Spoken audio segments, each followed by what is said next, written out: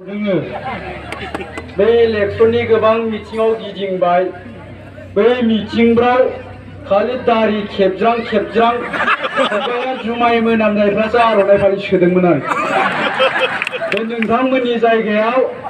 सासे सिख्लाजों आर'नाइ फालि सोजानो मोननांगौआ मोजां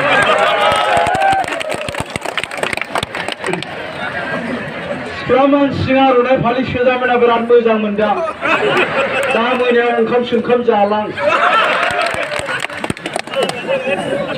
दा जियानो जा रायजो राजा नोंथांमोन आंखौथ' बेबायदिनो सानफ्रामबो जोबनायाव मालायनि खालाय दैफोरखौ जानोसो थिनहरो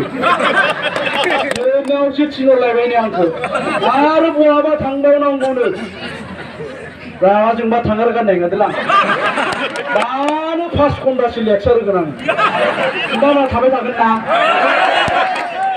5 घन्टा हगायसै आं दा जायखिजाया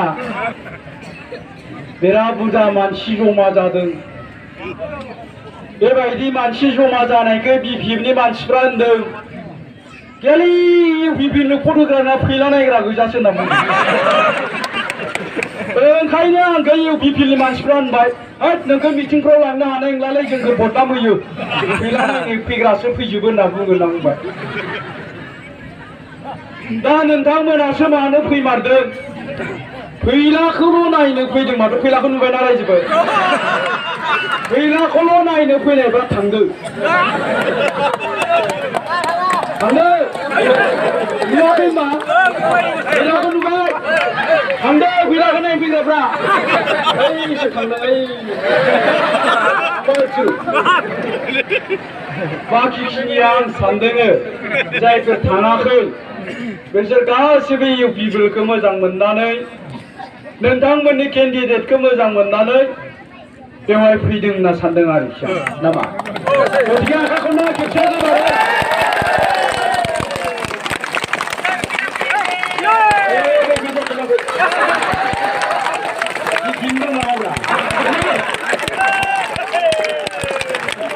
दा बिटिएफनिबाबो खब्बायसो दिनैनिफ्राय इउपिपिएल जासिगोन दा रायजो राजा नोंथांमोननि बे चिरां जिल्लायाव दाख्लैनिफ्राय दं आङो सानब्रै जाबाय न'खौसो बावलायलांबाय बिसि फिसा गैयिखायसो थानो हाबाय बिसि फिसा थानायमोनबाथ' दिगदारानो जागौमोन आंसो बालायलांबाय आं मानोना बिराद मोजां परिबेक नोंथांमोननि जायगायाव गासिबो परिबर्तनखौ लुबैबाय गासिबो सोलायनायखौ लुबैबाय आरो दिनै नुनो मोनबाय नोंथांमोननि नैबे चिरां जिल्लायाव मोनफ्रोमबो समस्थियावनो जिहेतु गासै रायजोआ सोलायनायखौ लुबैदों दिनै इउपिपिएल दोलोआनो देरहाजोबगोन 100% जाबाय जोंनि बाक्सा जिल्लायावबो बेबायदिनो जोंनि बाक्सा जिल्लायाव 11टा नोंथांमोननिया जायगाया थिखिनायालाय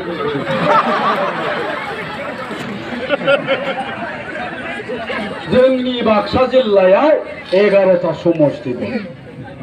बे 11टा समस्तिनिनो गासै रायजो राजाफ्रा जोंनि बाक्सा जिल्लायावबो परिबर्तननि खोथा बुंदों सोलायनांगौनि खोथा बुंदों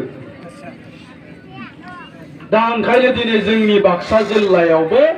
6टानिफ्राय 7टा समस्तियाव देरहागोना इउपिपिएलआ कनफार्म जानानै दं रायजो बिपिएफआ बबे मोनसे समस्तियाव देरहागोन नागिरबाबो मोनाखिसै जोङो नोंथांमोना साननो हागौ फैलाया सिनेमानिसो डायलग आं बुंनायखौलाय मानो लाजोबनो थांबानो जाबाय नायना फैबानो जाबाय नङा होमबा रायजो राजा नोंथांमोन आरो दिनै जोंनि बाक्सा जिल्लानि आंनि समस्तिया जाहैबाय कक्लाबारि समस्ति बे कक्लाबारि समस्तिनि रायजो राजाफ्रा आरो बे कक्लाबारि समस्तिनिफ्रायनो दुलाराय बाक्सायाव मोनसे धोवा थांदों मानोना जोङो गोग्गानानै लायो आंनो गोग्गानानै बुंगोन दा बयबो ससियेल मिडियायाव नुगोन बयबो गनायखायो जोंनि बाक्सा जिल्लायाव जोंनि कक्लाबारि समस्तियावनो बयनिख्रुइबो एडुकेटेड मानसिफ्रा दङ लेखा गोरोंसिन मानसिफ्रा दङ आरो बे कक्लाबारि समस्तिनि गासै रायजो राजा एडुकेटेड साननो हनो रोंनाय मानसिफ्रा दिनै परिबर्तननि खोथाखौ बुंदों आरो बे कक्लाबारि समस्तिनिफ्रायनो बाक्सा जिल्लायाव परिबर्तन जानांगौ सोलायनांगौनि मोनसे थौआ दिनै दुलाराय बाक्सा जिल्लायाव बारदों दा जोंनि कक्लाबारि समस्तिनि रायजो राजाफ्रा बुंदों जों बुंदों जोङो कक्लाबारि समस्तियाव 28,000 भटखौ थाला मारिनानै दोनबाय लकडाउन खालामनानै दोनबाय जोङो कक्लाबारि समस्तियाव नोंथांमोना मोनथिगोना मोनथिया जोंनि कक्लाबारि समस्ति